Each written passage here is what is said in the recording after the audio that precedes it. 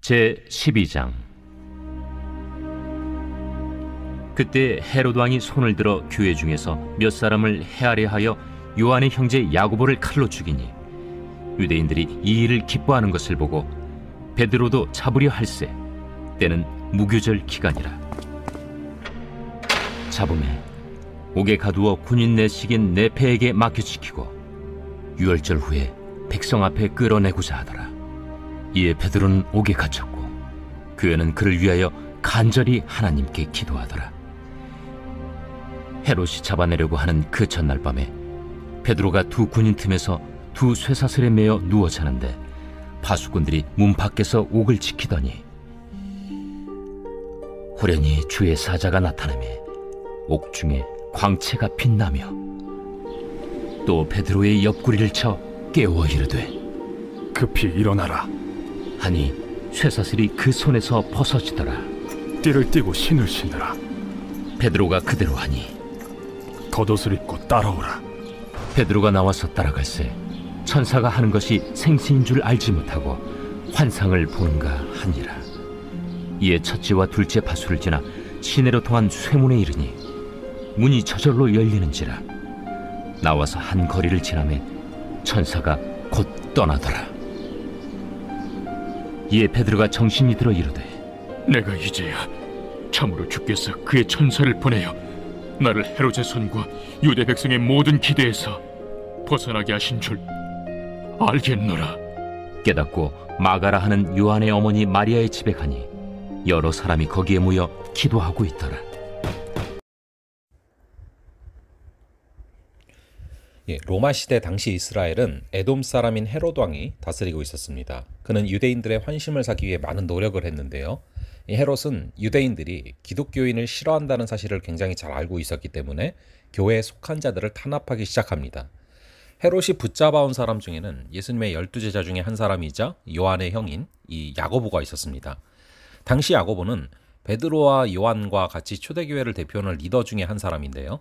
헤롯은 유대인들의 마음을 얻기 위해서 이 야고보를 죽였습니다. 유대인들은 헤롯이 교회를 탄압하는 것을 보고 매우 기뻐했습니다. 또한 헤롯 역시 자신이 교회를 핍박하는 것이 유대인들을 만족시킨다라는 것을 깨달았습니다. 그래서 그는 더욱 유대인의 환심을 얻고자 이번에는 교회 전체의 리더라 할 수 있는 베드로를 잡아왔는데요. 유대인들은 베드로가 투옥되었다라는 그 소식에 열광했습니다. 예수님의 수제자이자 초대교회 대표 리더격인 베드로마저 죽일 수 있다면 기독교가 큰 타격을 입을 수 있기 때문입니다. 3절을 보니 마침 때는 무교절이었습니다. 즉 이스라엘의 많은 사람들이 절기를 지키기 위해서 모여있는 기간인데요. 따라서 기독교를 대표하는 베드로의 투옥과 처형 날짜는 온 이스라엘 사람들의 관심거리가 됐습니다. 아마도 헤롯은 많은 유대인들이 예루살렘에 모여있는 무교절에 베드로를 공개 처형함으로 인해서 자신의 지지도를 높이고자 했던 것으로 보입니다. 베드로가 옥에 갇힌 것이 벌써 이번이 세 번째입니다. 한 번은 풀려났지만 다른 한 번은 하나님의 도우심으로 기적과 같이 풀려난 적이 있습니다. 헤롯도 이 사실을 알고 있었기 때문에 4절을 보니까 베드로를 잡아다가 옥에 가둔 후 군사 내식인 네페에게 그를 맡겼다고 기록하고 있습니다. 베드로 한 사람을 감옥에서 가둬놨는데 그를 감시하는 병사가 4인 1조의 총 4개조입니다. 즉 총 16명의 군사가 혹시라도 도망치지 못하도록 베드로를 감시하고 있는 것이죠. 헤롯이 베드로를 죽이기 위해서 얼마나 공을 들였는지 하루 24시간을 한 조가 6시간씩 번갈아 가면서 베드로를 한순간도 놓치지 않고 감시했다라는 것입니다. 헤롯이 베드로를 백성들 앞으로 끌어내서 처형하려고 계획을 세웠습니다. 교회 탄압을 위해서 자신의 정치적 기반을 확고히 하고 베드로의 사형 집행을 공개적으로 함으로 인해서 유대인들을 만족시키고자 함이죠. 베드로가 처형되기 전날 밤 5절 말씀을 보니까 예루살렘 교회 성도들은 한 마음으로 그를 위해서 하나님께 간절히 기도하고 있었습니다. 이미 교회 리더인 야고보가 처형을 당해 죽었습니다. 따라서 베드로 역시 처형될 수 있는 가능성은 상당히 높아 보였습니다. 교회의 핵심적인 지도자인 베드로가 죽는다라는 것은 교회의 큰 위기로 이어질 수가 있습니다. 그러나 이 위기 앞에서 교회는 더욱 단결됐습니다. 베드로가 죽으면 그 다음은 이 사람들이 잡혀갈 것이기 때문입니다. 그럼에도 불구하고 교회는 핍박 앞에서도 흩어지지 않고 도리어 한마음으로 단결해서 간절히 기도합니다. 이런 초대교회의 모습은 오늘날 우리가 위기 가운데 가져야 할 태도가 무엇인지를 보여줍니다. 고난 중에 성도의 본분은 기도하는 것입니다. 우리 힘으로 해결할 수 없는 문제 앞에 있을수록 초자연적인 하나님의 역사가 임하시도록 기도해야 되는 것이죠.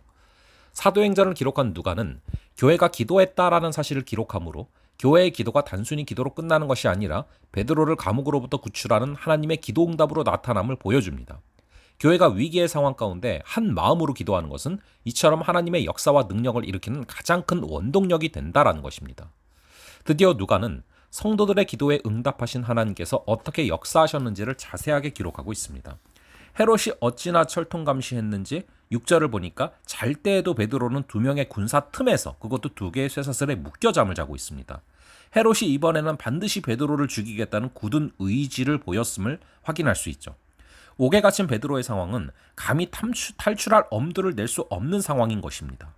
그런 절박한 상황이었던 것이죠. 도저히 벗어날 수 없는 깊은 수렁과 같은 위기지만 하나님은 인간의 불가능을 뛰어넘어서 놀랍게 역사하십니다. 감방의 안팎으로 경비병들이 지키고 있는 이 밤에 주의 사자가 호련히 베드로 곁에 나타났습니다. 지금 경비병들이 감옥 안팎으로 베드로를 지키고 있습니다. 그러나 천사가 베드로의 곁에 나타났다는 것은 하나님께서 다가오시지 못할 위기 상황이나 어려운 환경이 없다라는 것을 보여줍니다.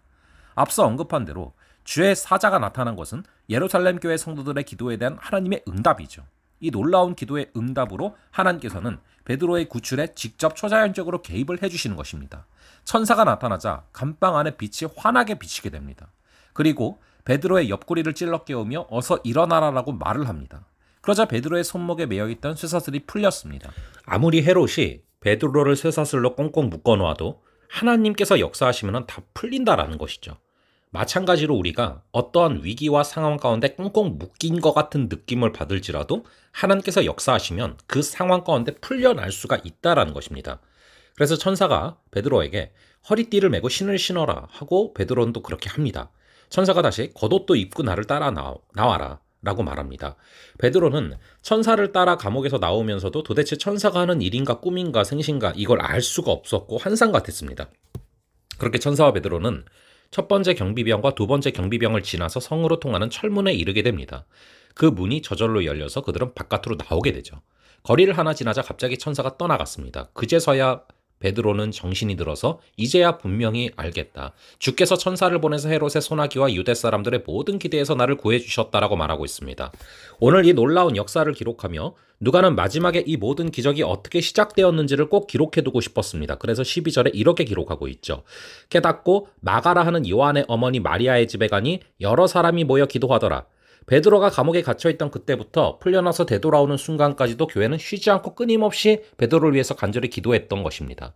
누가는 성도들의 이 간절한 기도를 통해 베드로의 생명이 구원받았음을 기록하고 있는 것입니다.